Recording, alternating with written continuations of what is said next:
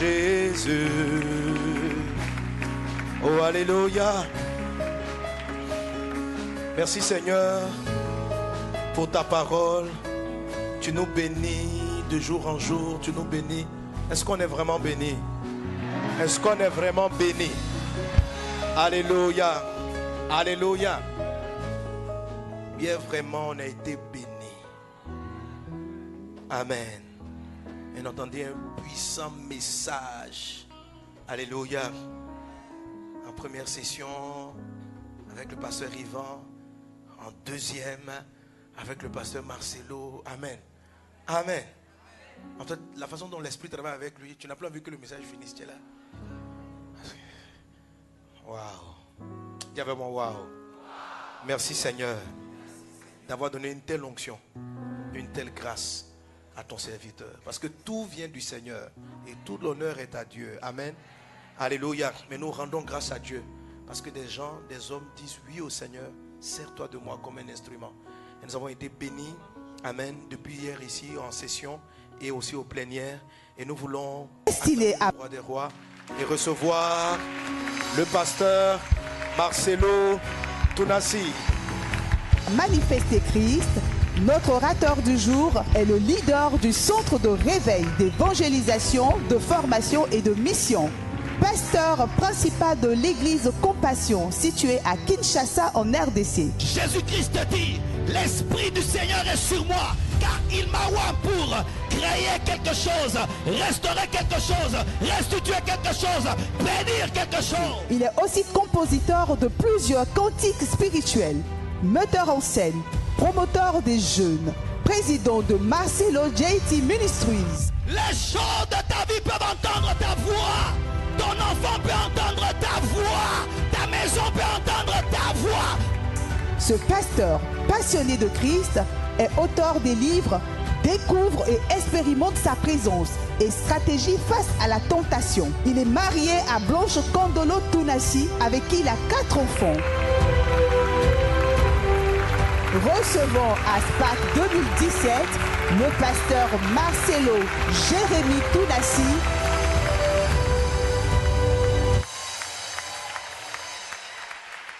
Merci beaucoup. Asseyez-vous, s'il vous plaît. Alléluia. Prions le Seigneur. Je t'ai cherché partout. Enfin, je t'ai trouvé. J'ai besoin de toi pour conduire mes pas. Je t'ai cherché partout. Enfin, je t'ai trouvé. J'ai besoin de toi pour conduire mes pas. Je te veux près de moi, Jésus, sentir ta sainte présence, écouter ta puissante voix, toucher ton saint visage. Je t'ai cherché partout. Enfin, je t'ai trouvé. J'ai besoin de toi pour conduire mes pas. Je t'ai cherché partout, Jésus. Enfin, je t'ai trouvé. J'ai besoin de toi. J'ai besoin de toi pour conduire mes pas ici-bas. Pour conduire mes pas. Je t'ai cherché. Je t'ai cherché partout. Enfin, je t'ai trouvé. Enfin, je t'ai trouvé. J'ai besoin de toi. J'ai besoin de toi. Pour conduire mes pas ici-bas. Pour conduire mes pas. Demeure près de moi. Demeure près de moi. Demeure près de moi. Demeure près de moi. Oh, j'ai été cherché Partout. amour, amour. Enfin, je t'ai trouvé. J'ai besoin de toi. J'ai besoin de toi. Pour conduire mes pas ici-bas. Pour conduire mes pas.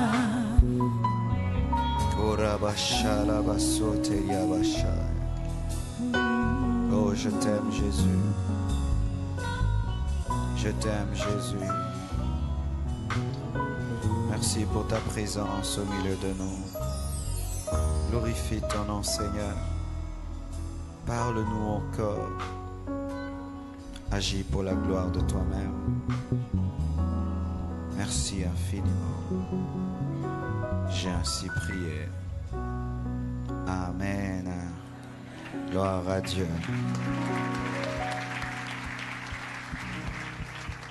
Je vais prêcher à sec. D'accord? Merci. Je bénis le Seigneur pour ce qu'il est en train de faire pendant cette conférence. Et vraiment, vous êtes un peuple merveilleux. Amen.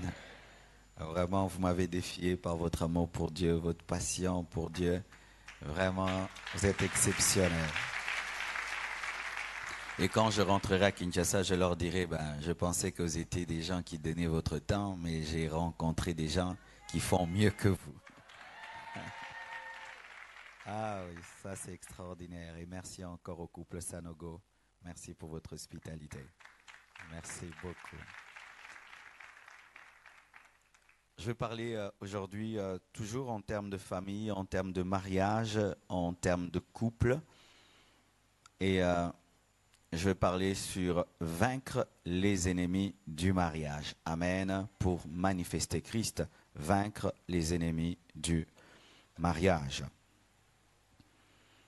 La Bible nous dit dans Proverbe 14, verset 1, « La femme sage bâtit sa maison, et la femme insensée la renverse de ses propres mains. » Le mariage est une maison qu'on peut bâtir ou renverser. Retenez cela. Et ce message concerne les mariés et ceux qui veulent se marier, car des fois, les gens qui sont célibataires pensent que le mariage est une chose simple. Non, c'est une maison spirituelle, une maison que nous bâtissons. Proverbe 24, verset 3 dit, « C'est par la sagesse qu'une maison s'élève et par l'intelligence qu'elle s'affermit. » Si pour bâtir une maison, il faut du ciment et autres matériaux, pour bâtir le mariage, il faut de la sagesse, il faut de l'intelligence par le Saint-Esprit. Matthieu 7, verset 24 jusqu'au verset 26 nous dit, « C'est pourquoi quiconque entend ces paroles que je dis et les met en pratique sera semblable à un homme prudent qui a bâti sa maison sur le roc. » On ne bâtit pas n'importe comment et n'importe où une maison. Et même le mariage ne se bâtit pas n'importe comment et n'importe où. Matthieu 7, 27, 25. La pluie est tombée, les torrents sont venus, les vents ont soufflé et se sont jetés contre cette maison et n'est point tombée parce qu'elle était fondée sur le roc. Bien-aimés frères et sœurs, la maison a des ennemis, la maison physique a des ennemis. Ici, on nous parle de la pluie, on nous parle du torrent, on nous parle du vent. Et le mariage en a aussi. C'est pourquoi mon thème, vaincre les ennemis du mariage. Matthieu 7, verset 26 nous dit, « Mais quiconque entend ces paroles que je dis et ne les met pas en pratique sera semblable à un homme insensé qui a bâti sa maison sur le sable. » Je vous prie, mes frères et sœurs, n'écoutez pas seulement ce que je veux dire, n'appréciez pas seulement ce que je veux dire, mais pratiquez par l'aide du Saint-Esprit, sinon vous n'aurez rien fait. Matthieu 7, verset 27 nous dit, « La pluie est tombée, les torrents sont venus, les vents ont soufflé et ont battu cette maison. Elle est tombée et sa ruine a été grande. » Beaucoup de mariages aujourd'hui sont en ruine à cause des ennemis, parce que les hommes ont refusé d'aller vers Dieu pour acquérir sa sagesse. Je répète, mes frères et sœurs, le mariage est présenté dans Proverbe 14, verset 1, comme étant une maison, une construction, car Dieu aime utiliser le naturel pour expliquer le spirituel. Il aime utiliser ce qui est simple pour expliquer ce qui est compliqué. Il aime utiliser ce qui est proche pour expliquer ce qui est lointain. Et j'ai un grand fardeau depuis un temps au sujet du mariage. Une fois, j'ai eu une vision. Dans cette vision, j'ai vu un démon, un esprit impur, hideux, gluant, très noir, qui se fondait aux ténèbres. Et il agissait dans le noir. Il avait besoin du noir pour agir. Il avait besoin du noir pour opérer. Et il attaquait les couples. Il attaquait les foyers. Et qu'est-ce qui arrivait? Quand il allait vers un couple et qu'il arrivait à le diviser, à le détruire, même la maison était dans le noir. Et qu'est-ce que j'ai remarqué? Il y avait des quartiers entiers dans le noir. Il y avait quelques lumières dans certaines maisons, mais la plupart des maisons étaient dans le noir. Et le Seigneur m'a dit, c'est l'esprit de divorce qui est en train d'agir pour détruire les couples. Il aime les ténèbres, il aime l'ignorance, l'esprit de divorce. Et qu'est-ce qui arrivait? Lorsqu'il attaquait un couple, qu'est-ce qu'il faisait? Il cherchait d'abord à détecter entre les deux celui qui était faible. Et il allait vers celui qui était faible. Une fois qu'il mordait celui qui était faible faisait son travail. Il n'agissait plus trop. L'autre, celui qui était mordu, infectait l'autre. Et ça devenait des couples de morts vivants. Ils marchaient, mais ils étaient morts. Et Dieu m'a dit, beaucoup de couples sont des morts vivants. Ils sont là, main dans les mains, ils viennent à l'église, assis l'un à côté de l'autre, ils disent chérie, mais au-dedans, tout est mort parce qu'ils sont mordus. Et j'ai vu cet esprit venir vers moi aussi. Et quand il m'a attaqué, je l'ai chassé. Il est allé vers ma femme l'a chassé. Et il revenait comme ça. Et lorsque nous sommes tenus les mains dans la vision, nous avons résisté à cet esprit, il est parti. Et Dieu m'a dit, voici l'un des secrets. Il faut être ensemble, être fort ensemble. Il ne faut pas grandir sans ta femme. Il ne faut pas grandir sans ton mari. Il y a un homme ici, il est seul, il est en train de croître spirituellement. Mais sa femme n'entend pas ce que je dis. Il y a une femme qui est venue ici, elle est seule. Elle entend, mais son mari n'entend pas. Et qu'est-ce que l'ennemi fera? Il attaquera celui qui est faible. Car pour être marié, il faut être à deux. Tu ne peux pas être marié seul.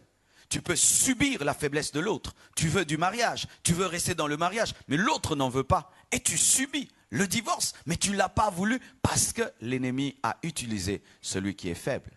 C'est pourquoi, bien-aimés, vous qui êtes fiancés et qui voulez vous marier, on n'épouse pas un inconverti. On n'épouse pas un inconverti. Bien-aimé, le mariage n'est pas une croisade d'évangélisation, ni un séminaire, ni une conférence. C'est pas pour que tu puisses dire, je vais le convertir. Tu n'es pas le Saint-Esprit pour convertir cet homme. Dieu ne peut te donner une pierre lorsque tu demandes le pain. Il ne peut te donner, bien-aimé, un poison lorsque tu demandes de l'eau. Et Dieu ne donne jamais les inconvertis à ses enfants pour le mariage. Cela n'est pas de Dieu. Et beaucoup, vous avez des souffrances aujourd'hui parce que vous avez refusé d'écouter Dieu lorsqu'il vous a interdit d'épouser un inconverti. La faiblesse vient de cet inconverti. Tu as épousé un animal, un homme charnel. Tu as épousé un homme animal. Et imagine que tu es dans un couple, tu es humaine et l'autre c'est un chien. Comment tu vas vivre avec lui? Alléluia. Et souvent, nous diluons nos critères dans le domaine du mariage lorsque le temps est passé. Tu es une fille, tu as 40 ans, tu n'es pas mariée et du coup tu dis, je vais épouser un serpent. Le serpent reste serpent malgré ton âge. Le temps est passé, on se moque de moi dans mon quartier, dans ma famille. Il faudrait quand même que je me marie et tu prends n'importe qui et tu épouses. Vaut mieux rester célibataire avec Jésus-Christ que d'épouser un inconverti qui va te séparer de Dieu. Le mariage n'est pas une compétition, le mariage n'est pas une course. Tant que tu n'as pas trouvé, reste seul. Car il y a des célibataires qui sont plus heureux que des mariés. Je dis, il y a des célibataires qui sont plus heureux que les mariés. Le mariage, c'est comme les chaussures. Quand je porte des chaussures, tu ne connais pas mes chaussettes. Tu ne sais pas si c'est troué ou pas troué. Et ainsi, dans les mariages, il y a des gens qui paraissent être heureux, mais ce sont des chaussettes trouées, cachées par des belles chaussures. Ils se battent dans la chambre, ils sortent, ils sourient. Et puis tu dis, j'aimerais les avoir comme parrains. Ah, j'aimerais les avoir comme parrains. Et puis tu épouses n'importe qui. Pourquoi? Parce que tu vois ce couple-là qui sourit tout le temps. Alors que des fois, ce sont des chaussures qui cachent des chaussettes trouées. Alléluia. Et depuis ce temps, le Seigneur m'a dit que si nous ne travaillons pas à avoir des couples heureux, nous ne travaillons pas à avoir des familles heureuses, nous aurons un problème dans l'église parce que vous allez venir à l'église avec vos problèmes. Imagine un homme et une femme qui ne se parlent plus, qui sont assis là en train d'écouter la parole, ils ne sont pas là en train d'écouter la parole, sa femme l'énerve, son mari l'énerve et ils écoutent la moitié de la prédication. Et le diable aime voir des couples venir à l'église fâchés, ne parlant plus. Pourquoi? Il sait que vous allez rater le service et la grâce qui est répandue.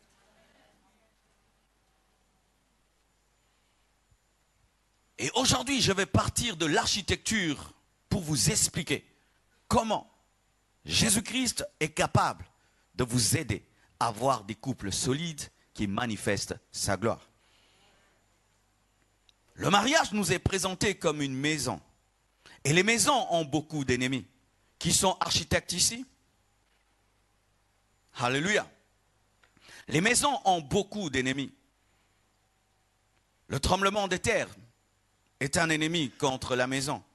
Tu peux construire une très belle maison, mais si le tremblement de terre passe, et ce n'est pas une maison solide, elle va tomber. C'est pourquoi aujourd'hui, les Japonais construisent des tours, prévoyant le tremblement de terre, des tours qui sont capables de bouger sans se détruire, parce qu'ils ont prévu qu'un jour, il y aurait un tremblement de terre. Et la maison, mariage, a des tremblements de terre. Qu'est-ce que sont que les tremblements de terre dans le mariage? C'est une période de doute, de remise en question. À cause de défauts de ton partenaire, de ton époux, de ton épouse, il manifeste des défauts et tu te poses la question, est-ce que c'est vraiment lui? Tout le monde un jour s'est posé cette question. Est-ce que c'est vraiment elle? Pourquoi dans les fiançailles, chacun cache ses défauts? Tu te mets dans un état de perfection pour gagner l'autre. Mais lorsque vous vous mariez, le matin, il te dit bonjour et peut-être que sa bouche ne sent pas très bon. Parce que chaque fois que tu la rencontres, elle avait déjà brossé ses dents.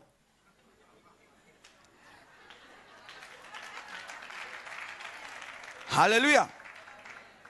Et tous les jours, tu es avec elle dans les fiançailles. Elle est tout le temps pimpante. Mais quand tu l'épouses, le matin, tu la vois, elle n'est pas maquillée. Et si tout le temps elle avait des mèches, tu te rends compte qu'elle n'a pas beaucoup de cheveux.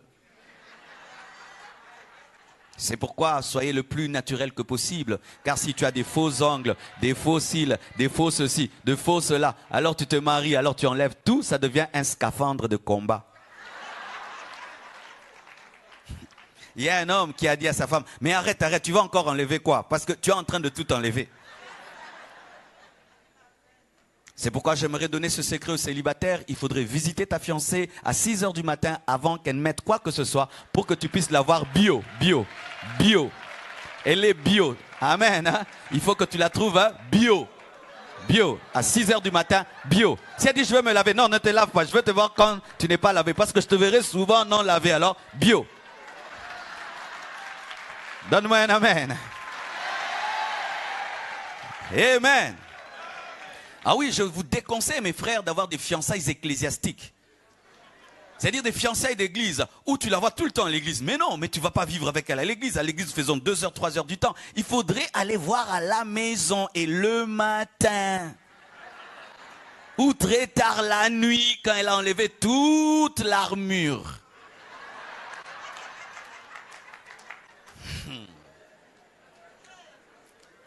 Amen.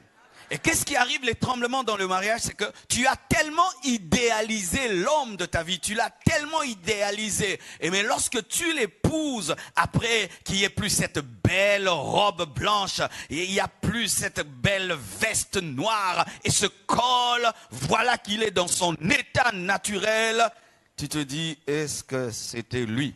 Mais Dieu t'avait parlé, tu as eu des visions et des révélations, mais tout d'un coup tu te dis, est-ce que j'ai bien choisi?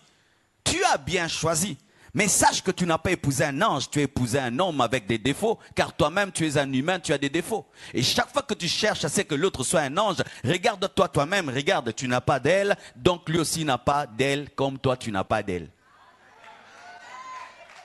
Des imparfaits qui exigent aux autres la perfection subissent des tremblements à vie de sorte qu'ils veulent changer de conjoint, recherchant une perfection qu'ils n'ont pas. Car si tu exiges à ton conjoint d'être parfait pour que tu vives avec lui, toi aussi tu dois être parfait pour qu'on vive avec toi. Et étant donné que tu es un humain, tu as des défauts, tu dois supporter les défauts de l'autre. Rebecca venait de Dieu, mais elle était stérile pendant un temps.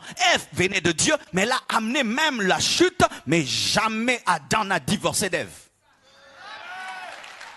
Même si tu jeûnes, tu pries, tu entends la voix de Dieu parfaite et Jésus-Christ en personne descend te donner une femme, elle aura des défauts. Elle aura des défauts, Même si Jésus-Christ, le plus grand prophète du monde, te révèle l'homme de ta vie, il aura des défauts. Pourquoi? C'est un humain. Dieu ne nous donne pas des anges en mariage, il nous donne des humains. Des humains qui, lorsqu'ils transpirent, ils sentent mauvais. Donne-moi l'amen. Des humains qui vieillissent, alléluia. Des humains qui grossissent, qui perdent la taille.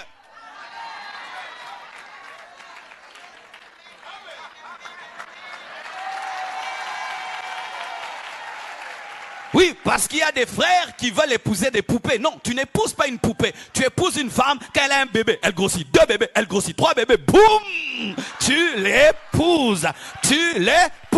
Toi, tu veux une poupée qui ne grossit pas. La poupée ne mange pas, elle n'a pas de grossesse. C'est normal qu'elle ne grossisse pas.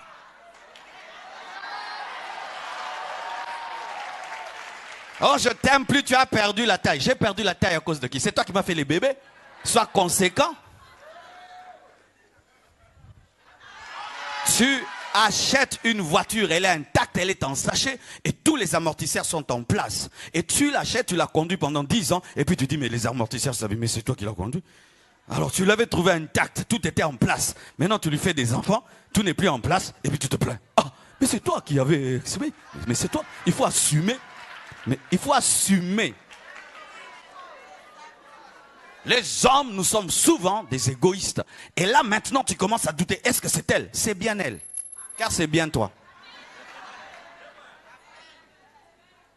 Lorsque les tremblements viennent dans le mariage et tu commences à te poser des questions. Est-ce que c'est ma femme? Est-ce que c'est mon mari? À cause de défauts, sache ceci, que Dieu nous donne des personnes imparfaites, mais qui sont perfectibles.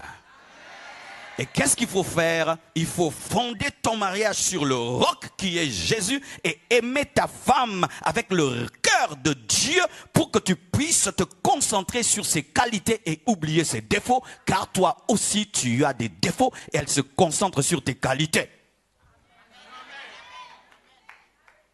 Alléluia.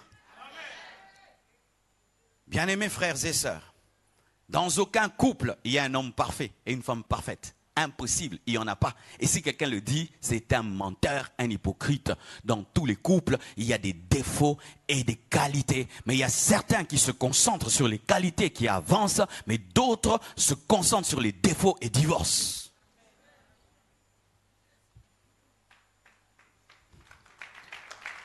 Deuxième ennemi du couple, la foudre. La foudre est un ennemi de la maison. C'est pourquoi lorsqu'un bon architecte construit une maison qui est très haute, qu'est-ce qu'il y met? Il y met un paratonnerre. Parce qu'il sait qu'un jour il y aura l'éclair, un jour il y aura une foudre qui risquera de brûler la maison et il y met un paratonnerre.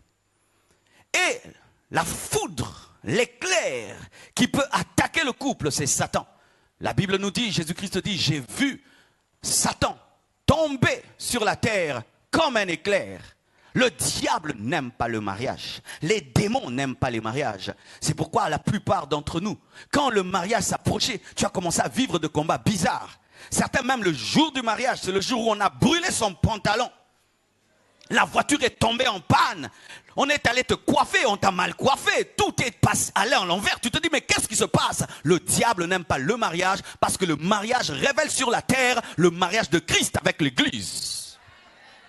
Bien-aimé, toi qui es marié, sache que le diable n'aime pas ton mariage. Il a de la haine pour le mariage. Son rêve, c'est de diviser tous les mariages. C'est d'amener la séparation, le malheur dans le mariage. Et lorsque tu vis le bonheur dans ton couple, Satan est jaloux de toi. C'est ainsi qu'il fait des stratégies et des stratégies. Il envoûte. Il cherche comment diviser. La seule chose qui peut vaincre l'éclair face à une maison, c'est le paratonnerre. Et le seul qui peut vaincre le diable, c'est Jésus-Christ de Nazareth. Je dis, c'est Jésus-Christ de Nazareth. Il a dépouillé les autorités, les dominations. Il a vaincu le diable. Et au nom de Jésus-Christ, nous chassons les démons. C'est pourquoi vous devez avoir une vie de prière. Lorsque vous sentez votre couple qui est agressé par les puissants des ténèbres, tenez-vous devant Dieu et chassez au nom de Jésus-Christ de Nazareth. Ou tu dis, Satan, tu n'entreras pas dans mon couple. Tu as détruit le couple de mon père. Tu as détruit le couple de ma mère. Mais tu ne vas pas détruire mon couple. Tu t'arrêtes ici au nom de Jésus. Arrêtez de vous plaindre lorsque vous sentez des puissants des ténèbres commencer à secouer vos mariages. Arrêtez de vous plaindre, mais utilisez l'autorité que vous avez dans le nom de Jésus.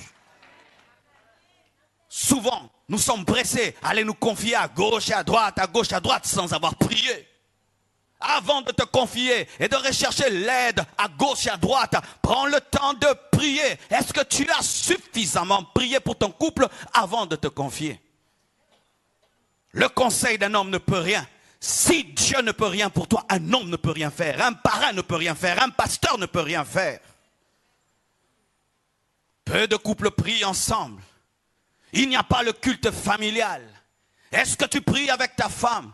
Nous sommes capables de regarder des films ensemble. Nous sommes capables de parler football ensemble. Mais peu de couples ont un culte familial où l'homme et la femme prient. Vous avez le temps de parler des affaires. Vous avez le temps de parler de tout. Mais vous ne savez pas vous tenir les mains et prier. 3 heures du temps devant une télévision. Mais même pas 30 minutes devant Dieu. Dans une maison, on ne prie jamais. On n'entend jamais le bruit de la prière. Mais on se chamaille, on critique, on médit, on blague, on critique, on médit, on se chamaille. Mais des gens qui se disent chrétiens, on n'entend pas la prière de l'homme et de la femme. Comment le paratonnerre sera là pour anéantir la puissance de l'éclair?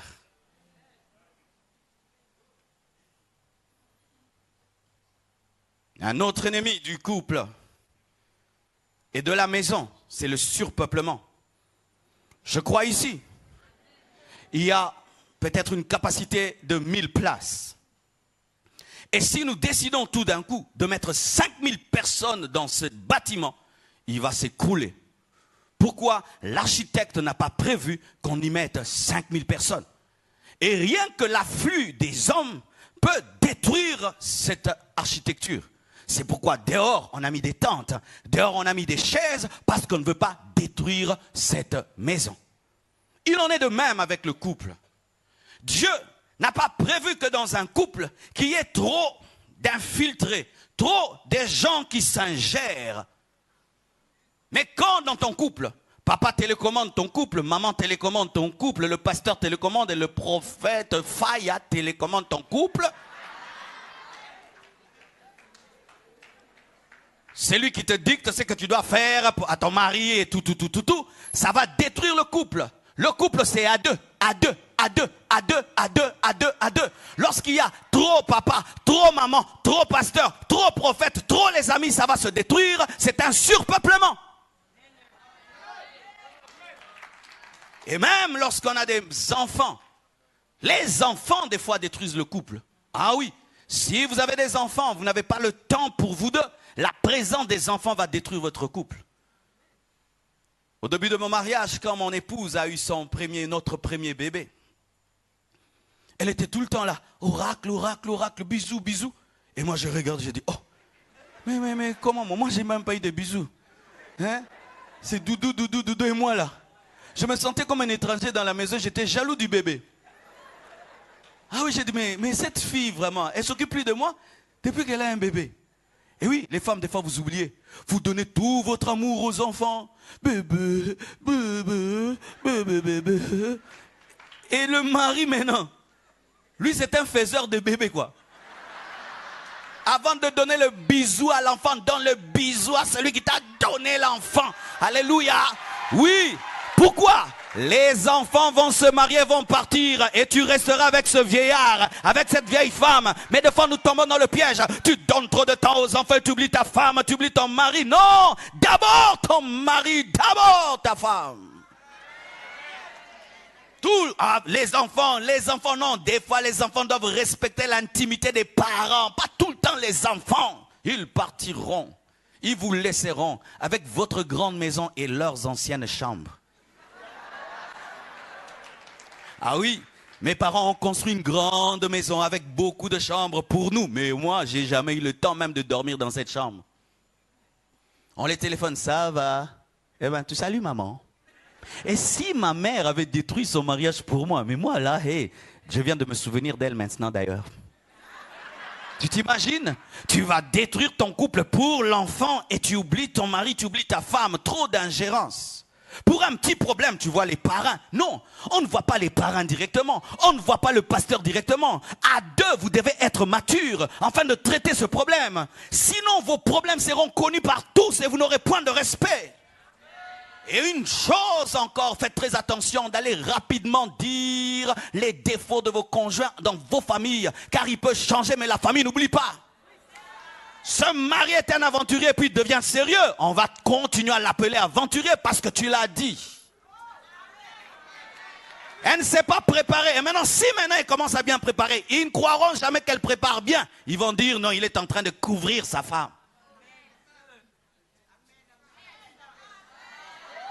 Alléluia. Tous les amis, pour tout problème, tu appelles les amis, tu dis aux amis, qui te dit que l'ami n'a pas un ami qui a des amis et qui ont des amis? L'ingérence. Des femmes qui vont au mariage mais qui amènent maman, qui amènent papa. Papa, qu'est-ce que tu dis? Il a dit qu'on doit faire ceci. Non, il ne le fait pas. J'ai décidé, on ne le fait pas. Qui a dit? C'est papa. Ah! Il fallait épouser ton papa. Voici quand tu sauras que tu aimes ton mari ou ta femme plus que tout. Après Dieu. Suppose que tu es dans une barque, seul, et on te dit, dans l'eau il y a ton mari et il y a ton père. Et on te dit, choisis qu'un seul. Un seul seulement. Tu ne peux sauver qu'un seul. Tu sauveras qui? Ton mari ou ton père? Papa, vous entendez? Ton mari ou ton père? Ton mari ou ton père? Ton mari? Qui disent mon mari? Levez les mains. qui disent mon père. Vous voyez, il y a mon père ici, il y en a mon père, il y a mon père. Mais je te dis que tu dois sauver ton mari. Parce que ton père a déjà fait sa vie. Et ton mari, c'est toi, car tu es une seule chair avec ton mari. Tu dois te sauver toi-même. Tu dois te sauver toi-même. Si tu es dans une barque, il faut sauver ta mère ou ta femme. Tu vas sauver qui? Qui vont sauver leur mère? Ah, il y a des frères qui vont sauver leur mère. Qui vont sauver leur femme? Mais oui, il faut sauver ta femme parce que ta femme c'est toi et c'est toi qui es noyé. Tu dois te sauver. Et si les parents sont responsables, ils vont dire, mon fils, sauve, sauve, ma fille, sauve ton mari parce que j'ai fait ma vie et tu dois faire ta vie avec ton mari. Sauve ton mari et prie pour moi que j'aille au ciel. Si tu n'as pas encore atteint ce niveau-là, tu n'es pas encore bien marié. Si l'amour que tu donnes à ta mère dépasse l'amour que tu donnes à ta femme, tu n'es pas bien marié. Si l'amour que tu donnes à ton père dépasse l'amour que tu donnes à ton mari, tu n'es pas bien marié. C'est une ingérence. Et l'homme sentira cela, la femme sentira cela. Lui et sa mère, lui et son père.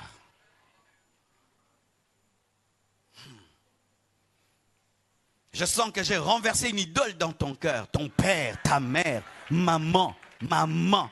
Maman, la Bible dit que l'homme quittera son père et sa mère et s'attachera, deviendra un. Si tu ne deviens pas un avec ton mari, avec ta femme, tu seras toujours attaché aux parents, même si tu habites New York. Le surpeuplement. Le feu est un ennemi de la construction. C'est pourquoi dans les maisons, on nous exige qu'il y ait des extincteurs. Parce qu'on sait qu'un jour il peut y avoir un feu qu'il faut éteindre. On prévoit qu'un jour il y aura un feu et il faut être capable de l'éteindre rapidement. Et voici le feu dans le mariage. La colère. La colère. Les conjoints colériques allument le feu. Ils se mettent en colère jusqu'à se battre jusqu'au sang. Quand j'étais célibataire, je voulais épouser une sœur, elle ne le savait pas. Je l'observais de loin. C'est une stratégie que je te donne lorsque tu es célibataire. Il faut observer de loin.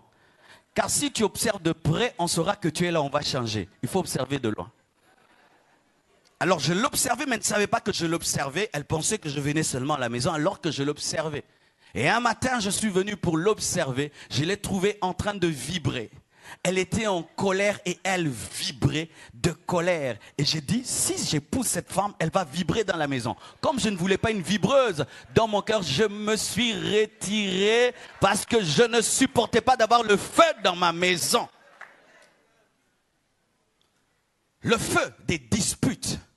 Des couples qui n'arrivent pas à causer pendant 30 minutes. À la 35e minute, on commence à se chamailler. Vous êtes incapable de causer. Et tout le monde le sait. Et ils ont commencé à causer. Aïe, aïe, aïe. Soyez prêts, soyez prêts, soyez prêts. Soyez prêts, soyez prêts. Ils causent. Mais c'est bien de causer. Non, eux, ils finissent toujours par se chamailler. Et ils se chamaillaient même pour des choses qui n'ont pas de sens. Dans un couple, une fois, ils sont en train de manger. Et puis il y a une souris qui passe. La femme dit, la souris, j'ai vu une souris qui est venue de gauche vers la droite. Le mari dit non. Moi, je l'ai vu, c'était de la droite vers la gauche. Elle dit, non, chérie, toi, d'ailleurs, tu ne vois pas bien. C'était de la droite vers la gauche. Moi, je te dis, c'est de la gauche vers la droite vers la gauche. Pah! Pourquoi tu l'as tapé? Elle veut me faire croire que la souris était passée de la droite vers la gauche, alors que moi, j'ai dit que c'était de la gauche vers la droite. Vous vous chamaillez pour tout et pour tout, même pour une télécommande. Même pour une télécommande. Même pour une télécommande.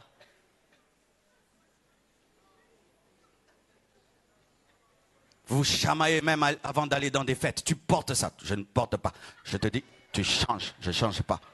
Moi, je veux seulement cette robe. Alors, si tu sors avec cette robe, moi, je ne sors pas. Tu restes alors. Moi, ah, tu veux aller sans moi? Je te dis, la fête là, elle est gâtée.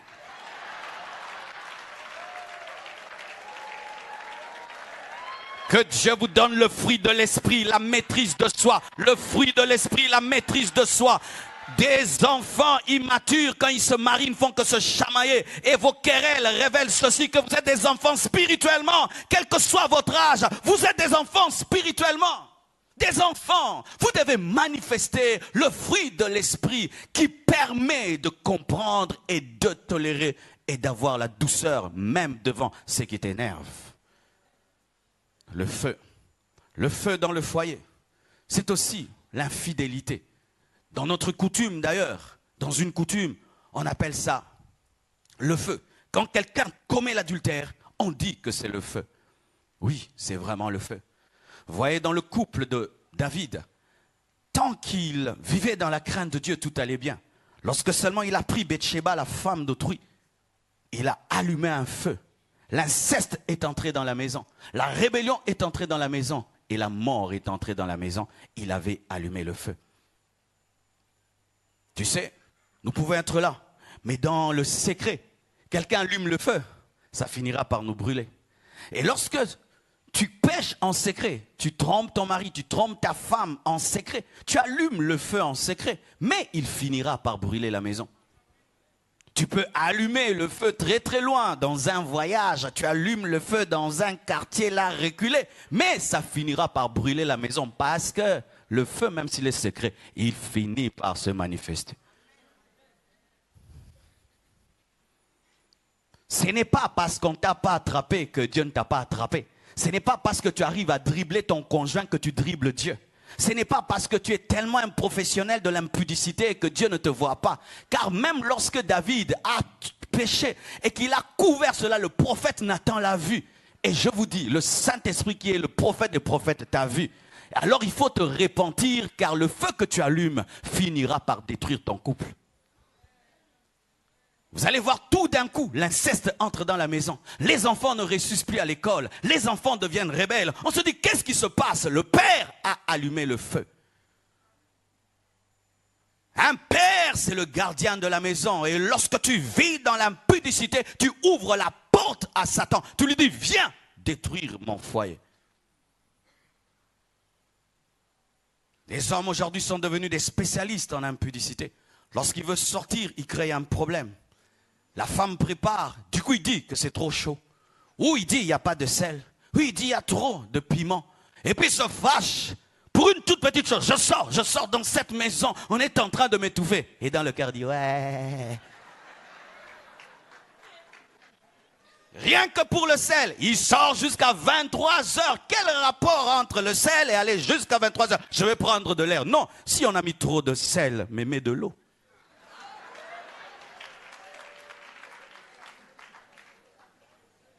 Sanctifiez-vous dans le couple.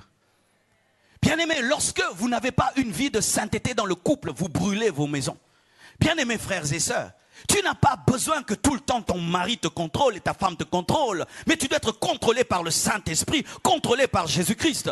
Ma femme n'a pas besoin de me contrôler. Qu'est-ce qu'il fait en Côte d'Ivoire? Qu'est-ce qu'il fait à Abidjan? Non, Dieu veille sur moi, Jésus vit en moi et je ne peux la tromper. Je suis marié, ça fait 11 ans.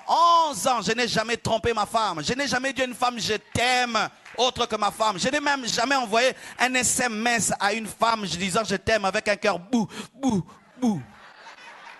Je n'ai jamais même fait à une femme comme ça. Jamais, jamais de jamais. Elle est la seule femme que j'ai connue dans ma vie. La seule femme.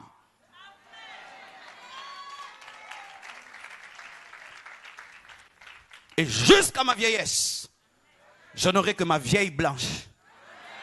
Alléluia. Que Dieu nous donne une longue vie. C'est un bonheur que ta femme ait confiance en toi. Même si y a une femme à côté, elle a confiance en toi. Elle n'a pas besoin de te contrôler. Lorsque ta femme te contrôle tout le temps, ton mari te contrôle tout le temps, il y a un problème. La sanctification. Une maison se détruit aussi par l'inondation. Lorsqu'il y a tellement d'eau, ça finit par ramollir la maison et l'emporter. Nous connaissons le tsunami. Et l'inondation dans le couple, c'est lorsqu'il y a trop de problèmes. Trop de problèmes. Vous cherchez à résoudre ce problème de maison, il y a un problème de voiture, vous cherchez à résoudre le problème de voiture, vous devez résoudre le problème des vêtements, vous devez résoudre le problème de vêtements, et puis il y a tel et tel problème, vous devez régler les problèmes de la famille, de vos frères, de vos amis. Il y a tellement de problèmes à résoudre que vous êtes tout le temps stressé, que vous n'avez pas le temps de vous réjouir. Dieu ne vous appelle pas dans votre couple à avoir tout, mais vous devez avoir les choses que Dieu veut vous donner au moment de Dieu. Ne tombez jamais dans les convoitises. Vous voulez avoir la nouvelle télévision, avoir une plus grande maison, avoir plus et plus, une nouvelle voiture. Alors vous êtes tellement stressé par ce que vous devez avoir, par les dettes et par les besoins, que vous n'avez plus le temps d'être heureux, parce que quand vous causez, c'est toujours comment on va acheter la nouvelle voiture, la nouvelle maison, comment on aura ceci, comment on va régler telle dette. Vous êtes tellement oppressé par les besoins qu'il n'y a plus de joie. Et en Afrique, nous tombons dans le piège lorsque tu te maries et que tu es riche, tu veux résoudre tous les problèmes de ta famille. Tu n'es pas le Dieu de ta famille. Tu n'es pas le Dieu de ta famille. Et tu veux résoudre tous les problèmes de tes amis de sorte que vous coulez sous des besoins. Réglez les problèmes que vous pouvez et ce que vous ne pouvez pas, abandonnez-les à Dieu. Vous n'êtes pas des Jéhovah-Jireh. Papa, si je peux t'aider, je t'aide. Si j'ai pas, j'ai pas. Si je peux contribuer, je contribue. Si j'ai pas, j'ai pas. Mais si tu veux résoudre tous les problèmes de tes frères, tous les problèmes de tes sœurs, tu veux tout résoudre, tous les problèmes de tes amis, il y aura un problème d'inondation. Tu seras inondé. Tu seras tellement stressé. Et un homme stressé, une femme stressée n'a pas le moyen de communiquer l'argent. Et si vous avez un problème qui dérange tellement votre couple, vous n'avez pas encore des enfants, vous n'avez pas ceci et cela, croyez en Dieu, abandonnez vos fardeaux à Jésus-Christ, ayez une foi en lui. La Bible dit tout ce que vous demanderez en priant, croyez l'avoir reçu et vous le verrez s'accomplir. Si vous avez demandé, ayez confiance en Dieu, mais ne trimballez pas tout le temps vos problèmes. Un couple qui trimballe les problèmes n'a pas le temps d'être heureux. Je connais des femmes qui ont perdu leur joie parce que l'enfant tardait. Elles n'ont même plus le temps pour leur mari. Tout le temps, elles se plaignent, j'ai pas d'enfant, j'ai pas d'enfant. Elle oublie même son mari. Je veux un enfant, je veux un enfant. Elle n'a plus la joie de vivre et même son mari devient malheureux parce que la seule chose que sa femme veut maintenant, c'est un enfant. Il y a plus qu'avoir un enfant dans la vie. Oui, il y a plus qu'avoir un enfant dans la vie. Les termites sont des ennemis du couple. Et dans une maison, cette maison peut être là, bien bâtie. Mais sous cette peinture, il y a des termites qui commencent à la ronger. Ce sont des tout petits insectes, des toutes petites bestioles qu'on ne voit pas, mais qui ont une forte puissance d'écrouler même un grand bâtiment.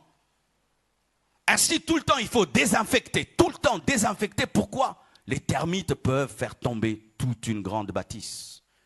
Et des fois, un mur peut être en place, visiblement en place, mais il est rongé par les termites. Et un jour, on cogne dessus, il tombe directement en poussière. Les termites, ce sont des péchés secrets, des choses secrètes, toutes petites, qu'on ne voit pas, que tu gardes, que tu caches, que ton conjoint ne connaît pas, que ta conjointe ne connaît pas. Des maladies, des défauts que tu gardes, des choses qui te rongent à l'intérieur, mais que l'autre ne connaît pas, que tu fais que garder, mais au-dedans, c'est en train de te ronger.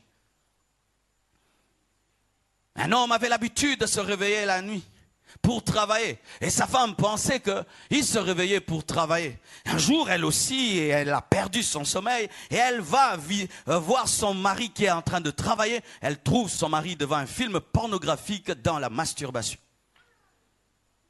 Étonné, son mari était rongé par cela, mais n'a jamais dit à sa femme que j'ai un problème, aide-moi. Quel est ce défaut secret que tu as? Tu te drogues, ta femme ne sait pas. Tu t'enivres, ta femme ne sait pas. Tu fais des choses dans le secret. Au-dedans de toi, il y a des désirs mauvais que tu gardes et tu ne dis jamais à l'autre. Et Satan n'aime pas que tu dises à ton conjoint parce qu'à deux, vous allez le vaincre. Il veut que tu te battes tout seul, que tu te battes toute seule. Dans le couple, attiré par le lesbianisme, dans le couple attiré par l'homosexualité. Des réalités des couples modernes aujourd'hui où un homme est marié mais il n'aime plus sa femme, il aime un homme. Où il a le désir la nuit de se réveiller et d'aller dans les chambres des enfants. Mais il ne le dit pas, mais il sent cela, attiré par une cousine, attiré par sa propre fille. Au lieu de dire à ma femme, oh aide-moi, non, qu'est-ce que tu fais? Tu caches, tu te bats seul, tu te bats seul, tu te bats seul. Quelles sont ces choses qui te rongent? Quelles sont ces choses que tu ne dis pas qui sont en train de te ronger? Fais attention, un jour, il y aura un grand coup et ça va tomber. Les gens vont dire, mais comment il a fait ça? Non, ça le rongeait pendant 10 ans. Il n'y a rien de caché qui ne sera révélé. C'est pourquoi il faut te révéler à l'autre dans l'intimité et dans l'humilité. Mais voici un problème dans les couples, c'est que souvent, nous voulons que nos conjoints nous disent tout, mais nous ne sommes pas prêts à entendre tout. Dis-moi tout, tu peux supporter tout. Alléluia. Des fois, ton conjoint te regarde, dit, est-ce que je peux lui dire? Elle n'a pas la maturité. Ah non, Seigneur, agis. Mais oui. Et comment ils font, les conjoints? Ils essaient de te dire une chose simple et voir comment tu réagis. Et tu dis, non, ça, je vais mourir. Ah, c'est d'accord, ça va te tuer. Alors l'autre, là, te tuera davantage. Alors là, je te dis plus. Alléluia. Oui. Est-ce que tu peux entendre ta femme te dire qu'elle est attirée par un autre homme? Qu'est-ce que tu feras? Elle n'est pas tombée, elle est attirée. Chérie, je sens ceci. Prie pour moi. Quoi? Moi, prie pour toi. Tu prends tes bagages, c'est fini.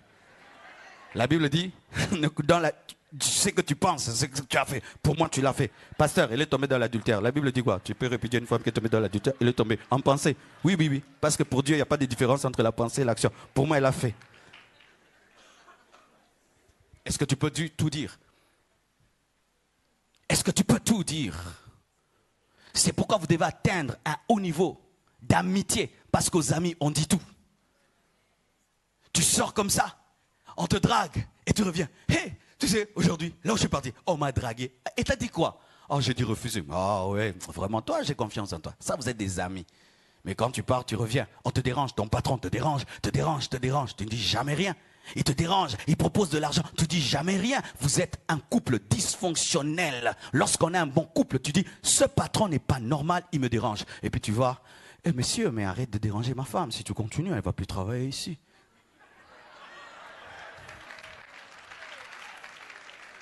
Acclame le Seigneur.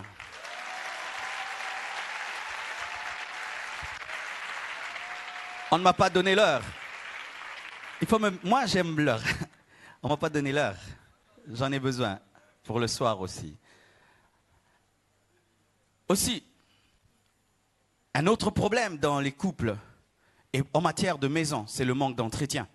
Quand je vois cette moquette, je vois qu'elle est entretenue. Quand je vois ces carreaux, ils sont entretenus. Quand je vois là, c'est entretenu. Car si on ne le fait pas, tout d'un coup, il y aura des toiles d'araignée. Tout d'un coup, il y aura de la crasse, de la saleté. Et ça va commencer à se détruire. Il y aura une mauvaise odeur. Il y aura des champignons qui vont venir jusqu'à détruire une maison. C'est pourquoi il y a des maisons qui payent beaucoup en entretien. L'architecture est parfaite, les murs sont parfaits, mais les personnes qui doivent nettoyer, qui doivent repeindre, sont également payées parce que si une maison n'est pas entretenue, elle finit par aussi s'écrouler. Pareil aussi dans le couple, il faut l'entretenir, il faut mettre une nouvelle peinture, il faut éviter la monotonie. Amen. Un défi que je vous donne pendant cette conférence, rentrez, repeignez vos chambres. Parce que ça énerve de dormir toujours dans la même chambre.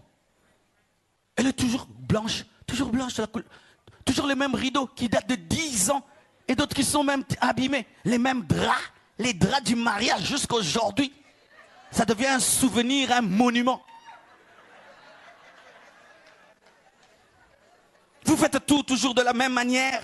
Vous mangez toujours de la même manière et tu prépares toujours de la même manière, de sorte que ton mari, même s'il n'est pas prophète, il a des paroles de connaissance de ce que tu vas préparer vendredi. Tu prépares toujours de la même manière. Toujours de la la même manière, mais c'est fatigant. Après 20 ans de mariage, on te prépare toujours la même bouffe. C'est pourquoi des fois, aller au restaurant, tu prends ta femme, tu l'amènes au restaurant. Vous allez en vacances, vous prenez un hôtel. Ça change. Ça change. Parce qu'on se fatigue. La monotonie détruit le mariage. La monotonie détruit le mariage.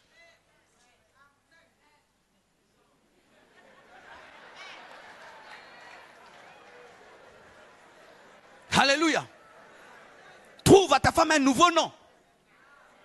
Trouve-là un nouveau nom. Mon biscuit, mon bonbon. Mais trouve-lui un nouveau nom. Je vous dis, même Dieu nous donne des nouveaux noms, n'est-ce pas? Et il se révèle à nous avec des nouveaux noms. Pourquoi? Pour que le mariage avec lui ne soit pas monotone. Jehovah Jireh, Jehovah Shammah. Des nouveaux noms. Chou, ça fait bien. Bébé, ça fait bien. Mutombo. Toujours le nom que son père lui donne. C'est le même nom qu'il a, même avec toi. Ayez des petits noms entre vous. Créez des nouveautés. Une nouvelle manière de vivre. Mettez la peinture, entretenez. Et continue à courtiser ta femme comme si tu ne l'as pas eu. Car le problème des hommes, c'est ça. Une fois que tu l'as eu, tu l'as fait des bébés. Ah. Nous considérons les femmes qu'on les a épousées comme des poissons. Qui fuient, mais dans un aquarium. Quand tu mets un poisson dans l'aquarium et tu veux le prendre, il fuit, il va où? Il est là. Et nous considérons maintenant les femmes comme des poissons dans l'aquarium. Où ira-t-il? Où ira-t-il? Toi, viens là. Hein? Non. Courtise-la. Comme si tu ne l'as pas épousée. Cherche-la. Comme si tu ne l'as pas trouvée, mais tu l'as déjà. Ça fait plaisir.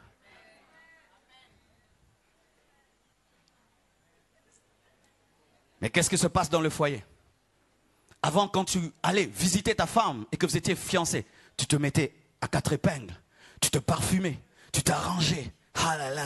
Mais depuis que tu l'as épousée, depuis le matin, tu es en babouche. Avec une grosse culotte. Un polo troué. Tu te laves même pas. Pourquoi? Oh, mais je l'ai déjà eu. Non, papa, fais-toi beau, fais-toi beau. Et même quand tu reviens du boulot, tu es bien habillé. Non, lève pas vite le costard. Garde l'onction pendant un temps. Tu gardes seulement l'onction. Tu gardes l'onction, l'onction agit, et puis tu enlèves. Mais oui, car il y a un problème.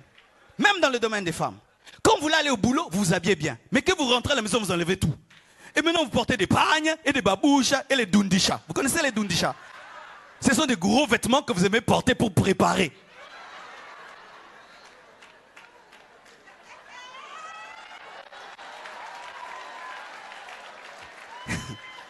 Toutes les femmes ont un dundisha. Une grosse robe là, un gros polo, qu'elle veut être à l'aise. Mais maintenant, elle veut avoir des compliments qu'elle a quand elle s'habille bien. Mais comment quand même? Moi, je ne vois pas ça. Moi, je vois quand tu pars. Mais quand tu reviens, tu enlèves tout. Et puis, tu t'habilles simple. Non. C'est pourquoi je donne cette stratégie toujours aux femmes. Ayez 3 sortes de vêtements. Un vêtement quand vous voulez vraiment vous salir. Et là, nous sommes tolérants, nous vous laissons. Mais un deuxième vêtement, c'est lorsque vous voulez rester à la maison, mais vous ne voulez pas vous habiller trop cher, de peur d'abîmer les habits chers. Mais c'est un habit moins cher, mais très beau et très présentable, afin que tu aies l'onction. Et un autre habit maintenant quand tu veux sortir pour que ça ne s'abîme pas. Mais si vous n'avez que des habits pour sortir et des habits pour travailler, il y aura un problème. Ton mari ne te verra jamais belle. C'est seulement quand tu dis au revoir, bisous. Là maintenant tu es dans tes mocassins, dans tes trucs. Tu sors, mais pour aller que le patron te voie. Et quand tu reviens, tu es très jolie. Oh chérie, je suis là. Hey, tu commences à lever. Et puis tu portes les dundisha.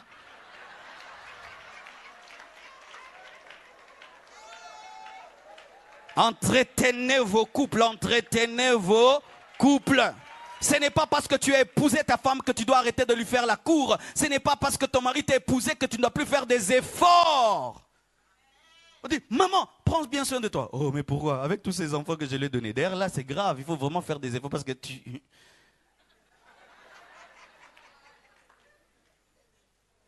Quand vous étiez fiancés, s'il vient te visiter, tu enlèves sa veste, tu la mets. Maintenant, quand il arrive, t'es venu? Assis-toi. Servez votre papa. Il a épousé ses filles. Il a épousé ses filles. Entretien. Entretien.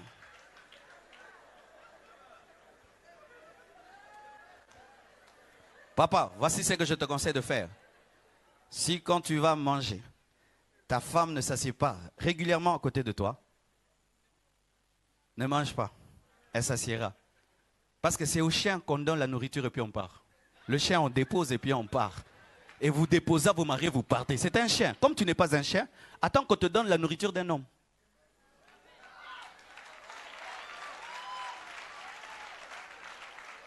Vous déposez et puis vous partez.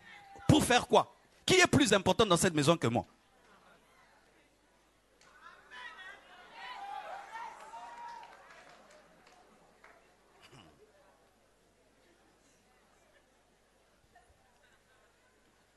Une autre chose qui détruit une maison, ce sont les fissures. Quand une fissure commence là, vous la négligez, elle va grandir, grandir, grandir. Il y aura une deuxième, une troisième, une quatrième. Et puis un jour, ça tombe. C'est ainsi qu'on met tout le temps, on colmate tout le temps les brèches, parce qu'une brèche engendre des brèches. Et plus la brèche prend du temps, ça devient une grande porte qui peut même permettre aux ennemis d'entrer. Si on le fait pour les maisons, veillez aussi aux fissures qui existent dans les couples. Les fissures, c'est quoi? C'est lorsque une petite incompréhension perdure. Elle a pris 1 minute, mais ça prend 1 heure, 2 heures, 1 journée, 1 semaine et puis 1 mois. Vous faites 1 mois, vous ne parlez plus, mais dans une même maison. 1 mois. Bonjour, bonjour. Ou vous envoyez les enfants parler à l'autre. Ou vous commencez à vous écrire par SMS, mais dans une même maison. Vous dormez en vous donnant la nuque. Et si l'autre le pied le touche,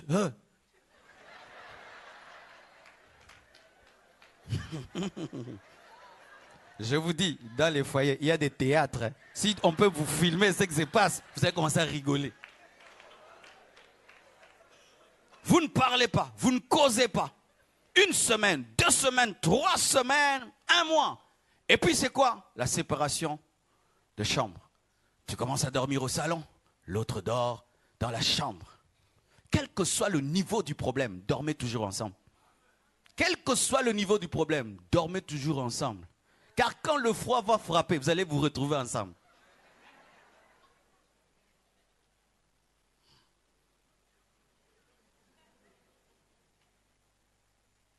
Évitez ces choses, tu es en colère et puis tu dors par terre et l'autre dort sur le lit. L'ennemi est content. Quel que soit le problème, dormez sur un même lit. Quel que soit le problème, dors chez toi à la maison. Ne dis pas je rentre chez nous à la maison, tu risques d'y aller pour du bon. Ne prends jamais ta femme, je vous la ramène, il faut l'éduquer. Ce n'est pas ta petite sœur, c'est ta femme. Tu ne peux pas prendre ta main et puis tu dis je vous laisse ma main, éduquez ma main, je reviendrai la prendre. Évitez les fissures. Et comment éviter les fissures? Il faut pardonner immédiatement. N'attends pas 1 jour, 2 jours pour pardonner à ton conjoint. Pardonne immédiatement. Parce que le temps que tu perds, l'ennemi le récupère.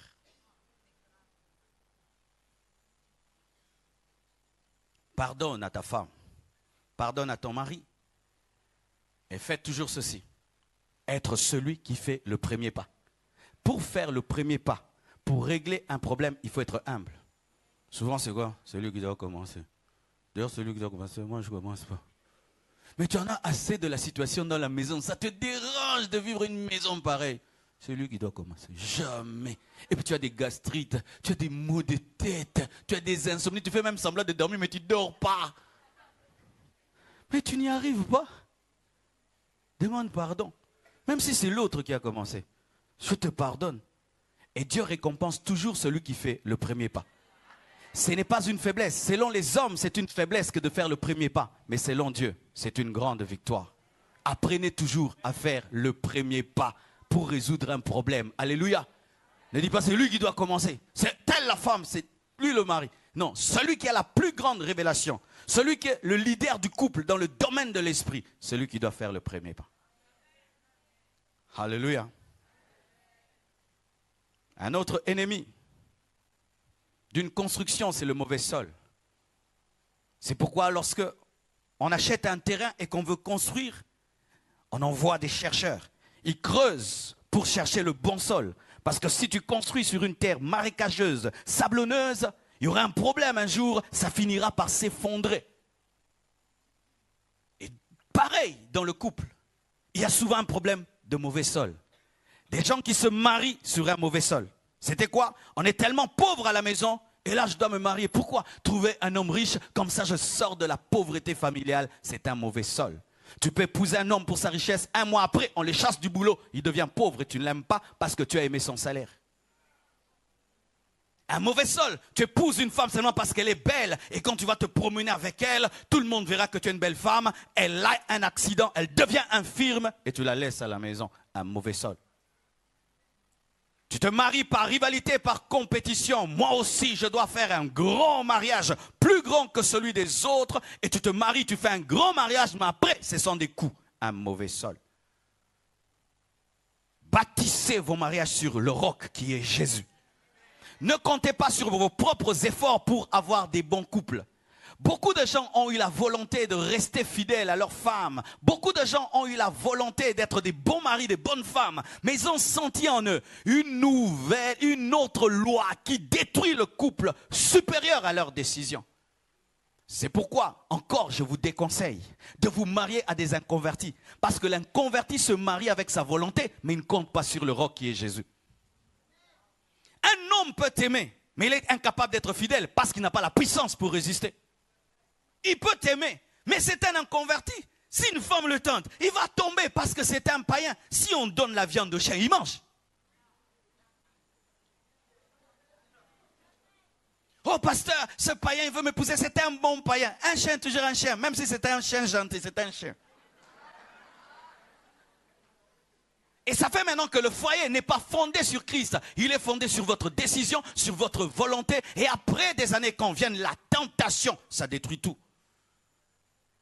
Un inconverti, il peut t'aimer, mais il va quelque part. Il veut devenir grand, mais il ne devient pas grand. On dit, si tu veux devenir grand, entre dans l'occultisme. Et il entre dans l'occultisme pour devenir grand. On dit, tue ta femme, il te tue. Il te sacrifie. Pourquoi? Parce qu'il n'a pas fondé le mariage sur le roc. Vaut mieux rester seul que d'épouser un païen. Vaut mieux rester seul que d'épouser un païen. Et l'Esprit me dit de vous dire ceci. Arrêtez de convertir vous-même les gens. Souvent, qu'est-ce qui arrive dans les églises? Vous commencez même à dribbler les pasteurs. Vous savez que le pasteur ne peut pas bénir un mariage entre un chrétien et un païen. Qu'est-ce que vous faites? Tu le convertis toi-même. Et quand tu vas voir le pasteur, il va te poser telle question. Tu dis oui, tu as reçu Jésus. Tu vois? Et si on te dit comment? Tu dis non, j'étais convaincu. Tu lui donnes toutes les phrases que nous aimons, mais tu sais que c'est ton païen. Tu vois, des fois tu peux prendre un chien, tu l'habilles. Et puis le pasteur dit c'est un bon frère. Et puis il vous bénit. Et vous croyez que la bénédiction que nous faisons amène la conversion? Non. Nous ne bénissons que ce que Dieu a béni. Et si Dieu n'a pas béni, ce n'est pas béni.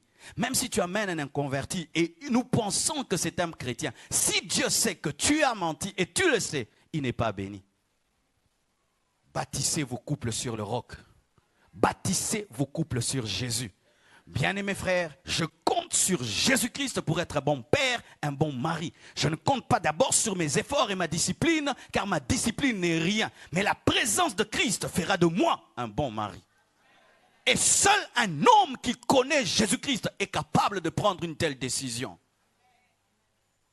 Entre un riche païen et un chrétien pauvre, je choisis un chrétien pauvre qui finira par être riche.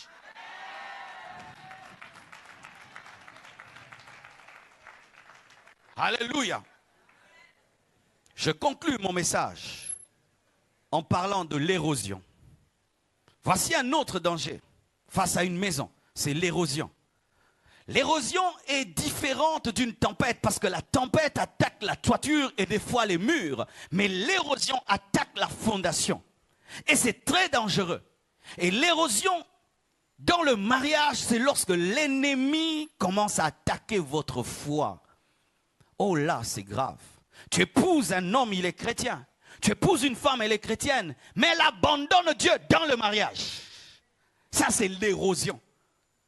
Et je connais beaucoup de femmes qui disent, pasteur, je l'ai épousé parce qu'il était spirituel. Je l'ai épousé parce qu'il aimait Dieu. Mais depuis que Dieu l'a béni, il ne vient plus à l'église. Il ne supporte plus les hommes de Dieu. Il vit dans le péché. Il ne prie plus. Érosion. Dans le célibat, spirituel comme tout, craignant Dieu, mais dans le mariage, quand on a le confort, on a toutes choses, on ne prie plus, on ne lit plus la Bible, on n'aime plus Dieu comme avant, il y a une érosion. La fondation, même si elle était en roc, subit une modification. Ne soyez jamais des rétrogrades dans le mariage. Les rétrogrades dans le mariage déçoivent. On t'aime parce que tu pries, on t'aime parce que tu as des vertus spirituelles. C'est ce qui a attiré ton mari, attiré ta femme. Parce que se disait, au moins si j'épouse cet homme spirituel, je sais qu'il aime Dieu. Et comme il aime Dieu, il sera fidèle. Mais tu abandonnes Dieu dans le foyer. As-tu toujours ton premier amour? As-tu toujours ta première foi? As-tu toujours ta première relation avec Dieu? Celle que tu avais dans le célibat? Celle qui a attiré ton mari, celle qui a attiré ta femme. Que c'est décevant d'épouser un homme pour une vertu spirituelle. Mais dans le mariage, il perd cette vertu et devient un homme ordinaire. Et tu cherches la personne que tu as épousée. Elle n'existe plus. Une érosion. Comment vaincre l'érosion? Mettez tous les jours à jour votre alliance avec Dieu. Ne devenez jamais des vieux chrétiens, mais tous les jours, renouvelez votre engagement de suivre Jésus-Christ. Et lorsque tu sens que ton amour pour Dieu commence à diminuer, repens-toi et reviens à ton premier amour. Et il faut toujours surveiller ton conjoint. Vous aviez une habitude de prière, il n'aime plus prier. Tu dis non, chérie, tu ne pries plus. Ton conjoint lisait beaucoup la Bible. Chérie, tu ne lis plus beaucoup la Bible. Aller à l'église, il faut maintenant le pousser. Mais non, mais toi tu allais toujours à temps à l'église. Comment maintenant tu ne supportes plus aller à l'église? Veille sur l'autre, soyez des sentinelles spirituelles pour que l'autre ne tombe jamais dans une érosion spirituelle. Souvent dans les couples, nous veillons les uns sur les autres dans des domaines sociaux et financiers, mais pas spirituellement. Lorsque l'autre commence à perdre la sainteté, la crainte de Dieu, tu dis non chérie, ça c'est le péché. Oui, chère maman, lorsque ton mari veut se livrer au péché, dresse-toi devant lui, dis non chérie, ça c'est le vol. Arrête de nous amener des biens volés à la maison. Moi je t'ai aimé parce que tu étais honnête, mais là tu commences à voler. N'amène plus dans la maison des biens volés. Tu es une bonne femme, tu veilles à l'érosion. Lorsque ta femme veut devenir une femme quelconque, qui médit sur les gens, qui amène des colportages à la maison, tu dis, dans cette maison, je ne veux pas de critique, je t'ai aimé parce que tu étais une femme de prière. Veillez, afin que l'érosion n'arrive jamais. Et je vous assure, si vous faites ainsi, vous aurez un couple solide. La tempête va venir, les éclairs vont venir, les termites vont venir, mais vous allez résister. Et le monde au travers de votre couple va dire, les meilleurs couples sur la terre, ce sont les couples chrétiens. Et votre couple sera une évangélisation. Dans les maisons, on vous citera en exemple, mais sois comme tel avec sa femme, regarde tel bon mari. Et ainsi, au travers de vous, les âmes seront gagnées. Les gens viendront vous voir. Est-ce que tu peux me parrainer? Tu peux me parrainer? Tu peux me parrainer? Pourquoi? Je sens l'harmonie dans votre couple. Bien-aimés frères, il est possible de gagner les âmes par un couple solide. Car en ce temps de la fin, les gens ne croient plus au mariage. Il devrait être la démonstration qu'avec Christ, c'est possible. Que Dieu vous bénisse abondamment. Nous allons nous tenir debout et nous allons prier pendant quelques instants.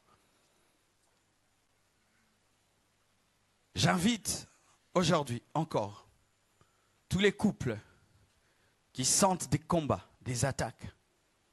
Approchez-vous, nous allons prier. Et je vais prier également pour tous ceux qui sont fiancés, afin que Dieu vous aide dans votre projet de mariage. Approchez-vous, s'il vous plaît. Il y a des gens qui sont fiancés, mais le pasteur ne sait pas, on dirait.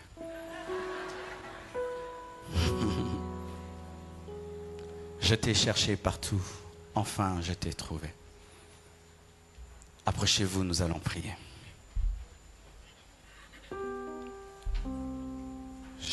Je t'ai cherché partout.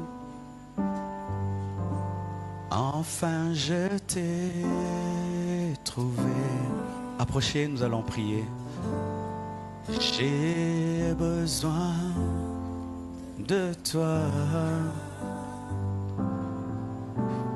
pour conduire mes pas. Je t'ai cherché partout, Jésus. Enfin, je t'ai trouvé. J'ai besoin de toi.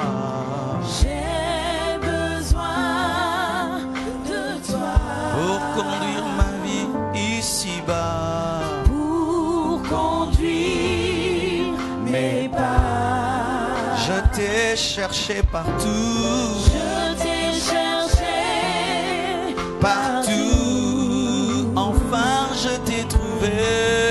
Enfin, je t'ai trouvé. J'ai besoin de toi. Oh, J'ai besoin de toi pour conduire ma vie ici-bas. pour conduire mes pas. Mes pas, mes pas, mes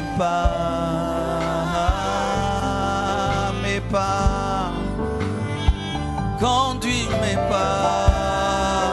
Alléluia, mes pas, conduis mes pas. Levez vos mains, prions ensemble. Seigneur Dieu de gloire, au nom de Jésus, je prie pour tous les couples qui sont attaqués par les termites, par des fissures, par le surpeuplement, par des érosions. Je prie, Père, pour tous les couples qui ont bâti sur un mauvais sol. Sois le roc, Jésus, sur lequel ils vont bâtir. Révèle-toi à cet homme, révèle-toi à cette femme, révèle-toi à nous afin que nous comprenions qu'il est impossible de tenir sans être bâti sur un fondement solide. Je prie, Père, que tu aides ma sœur à pardonner à son mari, que tu aides mon frère à pardonner à sa femme. Je demande la réconciliation dans les couples. Je prie pour la restauration du dialogue. Je prie que tu restaures le culte familial dans les maisons. Qu'ils prient à nouveau ensemble. Qu'ils lisent à nouveau la Bible ensemble. Enlève la monotonie, Seigneur, dans les couples. Enlève, Seigneur, le manque d'entretien. Enlève le statu quo. Donne-leur, Seigneur, l'innovation par le Saint-Esprit, afin que tout ce qui amène monotonie et séparation soit détruit. Je prie pour celui qui est célibataire. Je prie que tu le conduises vers l'homme de sa destinée, vers la femme de sa destinée. Et je prie pour ceux qui sont mal fiancés. Je prie que tu rompes ces fiançailles. Quiconque, Seigneur, a mal choisi, je prie, Père, que tu l'aides à rompre. Quiconque veut s'évertuer, Seigneur, à épouser un inconverti, je prie, Père, qu'il rompe, qu'il ait cette force. Je te bénis, Père, car tu le fais, tu l'accomplis. Au nom de Jésus-Christ de Nazareth. Nous allons chanter ensemble, Alléluia, et je vais prier pour des hommes et des femmes que Dieu a choisis pour un leadership spirituel dans leur famille. Alléluia.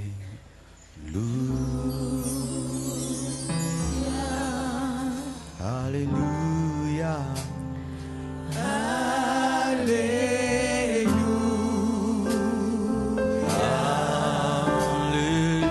Alléluia.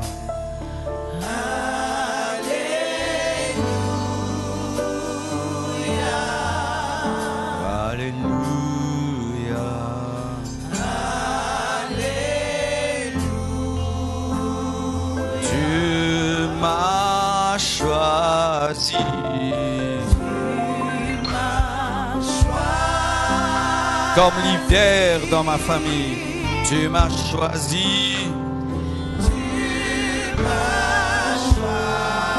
Comme leader spirituel dans ma famille.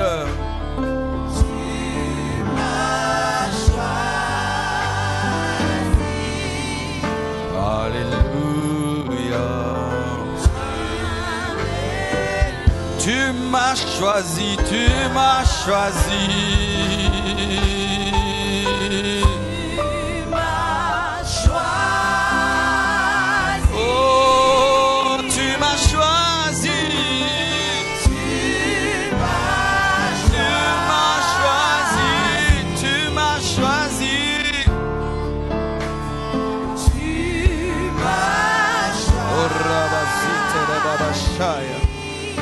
Alléluia.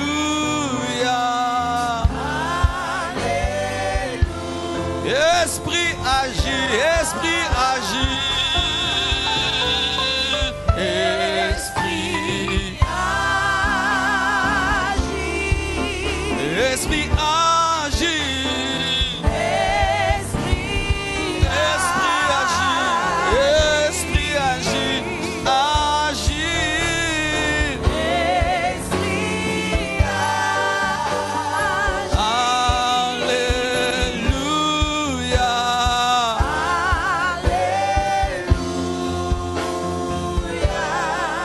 Levez les mains. Le Dieu qui a choisi Joseph comme source de bénédiction dans sa famille est ici. Il m'a dit de prier pour des hommes et des femmes qu'il a choisis pour être des leaders spirituels dans leur famille. La main de Dieu est ici. La main de Dieu est ici. Et l'onction du Saint-Esprit va venir sur ces personnes. Reçois.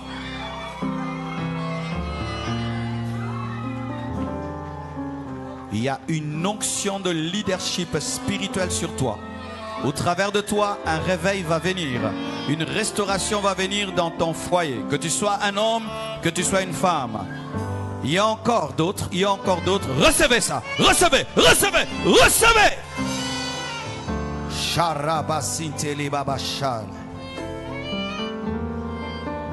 Tu n'as pas besoin d'être l'aîné pour avoir le leadership. Non, tu n'as pas besoin d'être l'aîné pour avoir le leadership.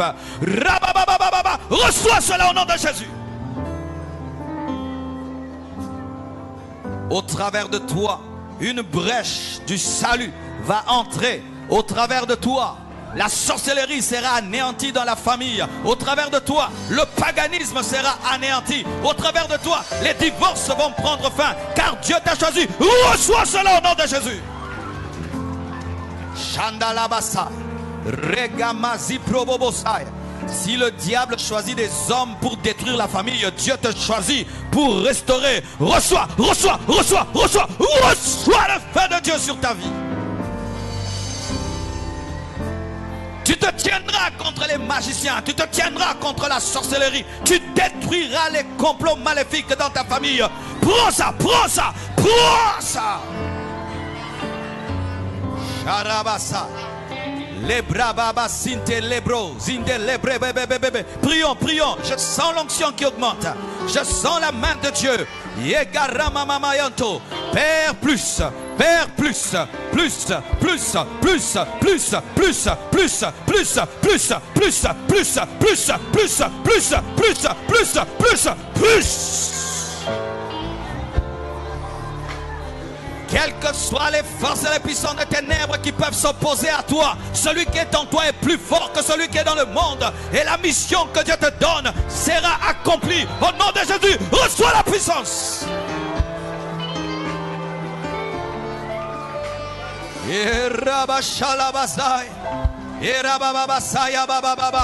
Ouin, ouin mon frère, ouin ma soeur, ou à mon frère, ou à ma soeur, ou à mon frère, ou à ma soeur. Ajoute encore, ajoute encore. Oh Jésus, accorde ta puissance. Encore, encore, encore, encore, encore.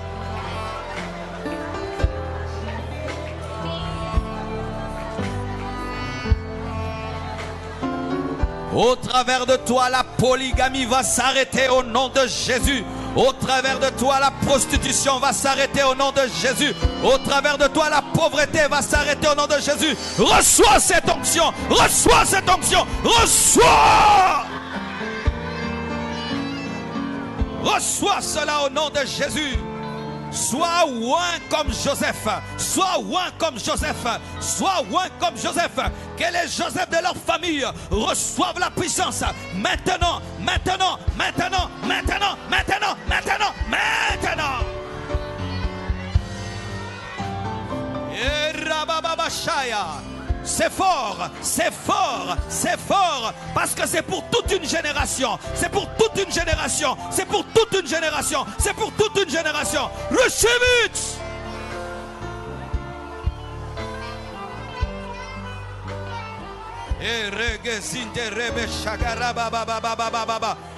Au nom de Jésus, reçois le feu dans la prière, le feu dans la prière, le feu dans la prière, le feu de la prière, le feu de la prière, le feu de la prière, le feu de la prière, le feu de la prière, le feu de la prière.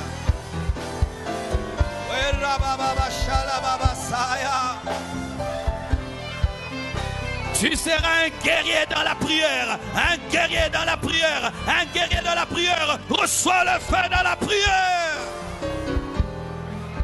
Alléluia. Oh yes. Levez les mains. Jouez seulement le piano. Levez les mains. Je prie que Dieu t'accorde un esprit de révélation. Que tu commences à avoir des visions claires de ce qui se passe dans ta famille. Des visions claires sur tes enfants. Claires sur ton mari. Claires sur ta femme. Sur tes frères, sur tes sœurs. Pour que tu ne pries pas en tâtonnant, mais que tu pries avec précision. L'onction prophétique est ici. L'onction prophétique. L'onction prophétique. L'onction prophétique, l'onction prophétique, l'onction prophétique, l'onction prophétique, l'onction prophétique, l'onction prophétique, l'onction prophétique, l'onction prophétique, l'onction prophétique, l'onction prophétique. Receive it! Commence à voir des visions claires, des songes clairs. Commence à entendre clairement la voix de Dieu. Que toute confusion soit enlevée de ton esprit au nom de Jésus.